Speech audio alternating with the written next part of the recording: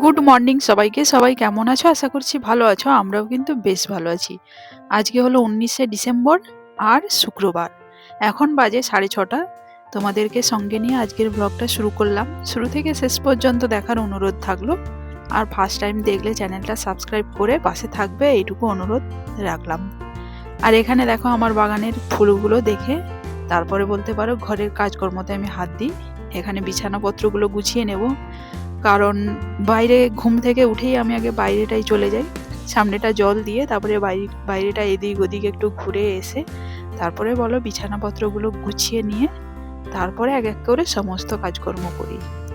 আর এখানে দেখো, কারণ আমার মেয়ে থাকে সেই কারণে, মেয়েটা ছোট, তাই কোনো কোনো সময় বিছানাতে টয়লেট করে দেয়, সেই কারণে বলতে পারো একটু প্লাস্টিক পেতে রাখি, কারণ করে না সাধারণত, কিন্তু যদি করে দেয় সেই কারণে বলতে পারো এই ব্যবস্থা। তারপরে সমস্ত কিছু গুছিয়ে নিয়ে ব্রাশ করে নিচ্ছি, কারণ আমাদের এই সামনেটাতে ওপারে রাস্তা আছে, অনেকের বাড়ি আছে, এই সামনেটা বেশ ভালো লাগে সকাল টাইমটা দেখতে।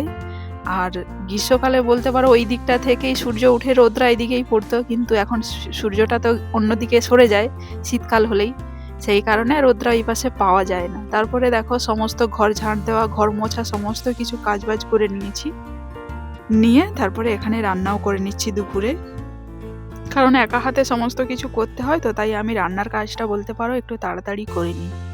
এইভাবেই টুকটাক করে সারাদিনের কাজকর্ম চলতে থাকে। আর এখানে দেখো তারপরে কয়েকটা বাসন ছিল, ওগুলো মেজে নিচ্ছি, কারণ আমাদের হাউসওয়াইফদেরকে কিন্তু মাথা বুদ্ধি খাটিয়ে সমস্ত কাজকর্মগুলো করতে হয়, তাহলে কিন্তু চটজলদি কাজ হয়ে যায়, কিন্তু করছি এইভাবে যদি চলতে থাকি অনেকটা বলতে পারো লেট হয়ে যায়, সেই কারণে ঝটপট করে সমস্ত কাজ কিভাবে করলে তাড়াতাড়ি হয়ে যাবে সেই রকম ভাবেই করতে হয়। তারপরে এখানে দেখো রান্না বান্না তো প্রায় সমস্ত কিছু রেডি। এখানে করেছি ওলকপি আলু দিয়ে রুই মাছের ঝোল আর এঁচোড়ের তরকারি, কারণ এঁচোড়টা এতটাই নিয়ে আসছিলাম, একদিনে হলো না, পরের দিনে আবার করে নিতে হবে, আর রেখে দিলে না শুকনো হয়ে যায়, সেই কারণে পরপর 2 দিন ধরেই করে নেব। আজকে করলাম আর হাফটা আছে, কালকে হয়ে যাবে। আর এখানে করেছি মাছের ঝোল। এটাই হয়েছে আমাদের দুপুরের মেনু। আর এই যে বিকেল টাইমটা রোজের মতো যেমন কালু আসে, আজকেও এসেছে, আজকে আমি আর খেতে দিইনি, তাই সানা বিস্কুট এনে ওকে দিচ্ছে।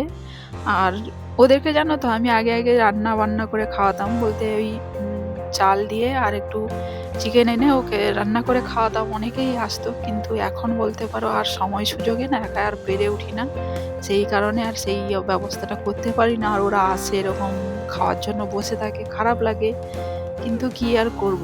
আর এখানে দেখো আলমারিটা অনেকটাই বলতে পারো ময়লা বসে গিয়েছিল, আজকে পরিষ্কার করছি, কলিং দিয়ে পরিষ্কার করছি, তাই দিচ্ছি, উঠে যাচ্ছে, পরিষ্কার হয়ে যাচ্ছে, কিন্তু অনেকটা স্পেসার দিয়ে ঘষতে হচ্ছে, তবেই পরিষ্কার হচ্ছে। আর এইভাবে কিন্তু অল্পতে যদি আমরা পরিষ্কার রাখি তাহলে এতটা কষ্ট হয় না। আর আমি অনেক দিন বাদেই বলতে পারো পরিষ্কার করছি, সেই কারণে অনেকটা স্পেসার দিয়ে আর অনেকটা কষ্ট হচ্ছে বলতে পারো, কিন্তু কিছু করার নেই। এবার থেকে ভেবে রেখেছি এইভাবে অনেক দিন বাদে আর করব না, মাঝে মধ্যে এটা করে রাখবো, তাহলে কিন্তু এতটা কষ্ট হবে না। তারপরে বাইরে এই টেবিলটাকেও মুছে নিচ্ছি, কারণ এইগুলোতে না বলতে পারো ধুলো একটু বেশি হয়, আর শীতকালে তো এমনিতে ধুলো, তারপরে রাস্তার পাশেই বাড়ি, সেই কারণে বলতে পারো। তারপরে একটু হাত পা ধুয়ে নিয়েছি, ধুয়ে নিয়ে একটু লিপ বাম যেরকম রোজের লাগাই সেরকম লাগিয়ে নিচ্ছি, কারণ শীতকাল মানেই তো লিপ বাম না লাগালে যেন ঠোঁটগুলো কেমন কেমন লাগে, তো সেই কারণে একটু নিজেকে পরিষ্কার করে হাত পা ধুয়ে নিয়েছি। কিন্তু হাত পা ধুয়ে নিলেও কিন্তু বাইরে টুকটাক একটু কাজ আছে, গাছে জল দেওয়া এটা সেটা, তো সেগুলো করব।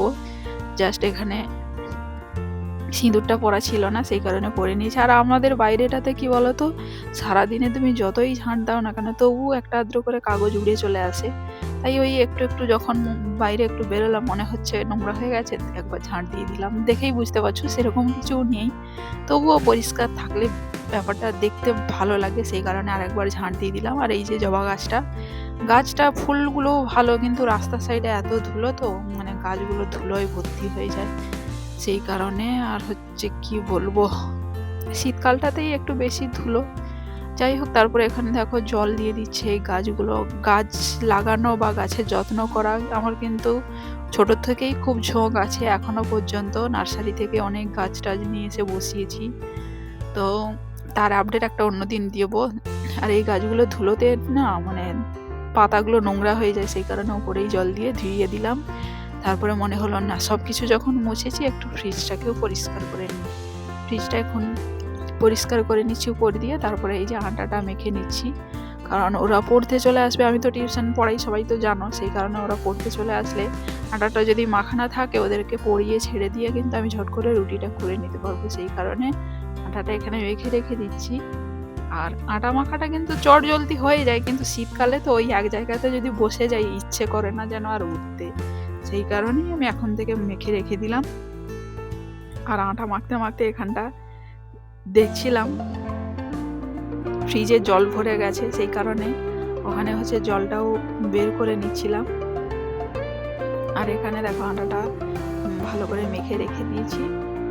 আর আরেকটা কথা বলি, এই যে ফ্রিজের মধ্যে বরফ জমে যায় অনেক সময়, সেই কারণে তাদের মানে অনেকের হয়তো জানা, কিন্তু যাদের জানা নেই তাদের জন্য ছোট্ট একটা টিপস বলে দিই। এই যে সুইচটা আছে, এটা আমি কিন্তু মানে টিপেই রেখেছি, সেই কারণে সুইচটা ভেতরের দিকেই আছে। যখন বরফ ছেড়ে যাবে তখন কিন্তু সুইচটা অটোমেটিক উপর দিকে চলে আসবে, এইভাবে কিন্তু বরফ ছেড়ে যায়। তারপরে এখানে রাতে রুটি খাওয়ার জন্য এই যে ডাল করে নিচ্ছি, কুমড়ো ছোলার ডাল টাল দিয়ে একটা তরকারি। যাই হোক, ভিডিওটা এই পর্যন্ত। তোমাদের সঙ্গে দেখা হচ্ছে আবার নতুন এক এপিসোড নিয়ে। ততক্ষণে সবাই ভালো থাকবে, সুস্থ থাকবে। সবাইকে গুড নাইট অ্যান্ড টাটা।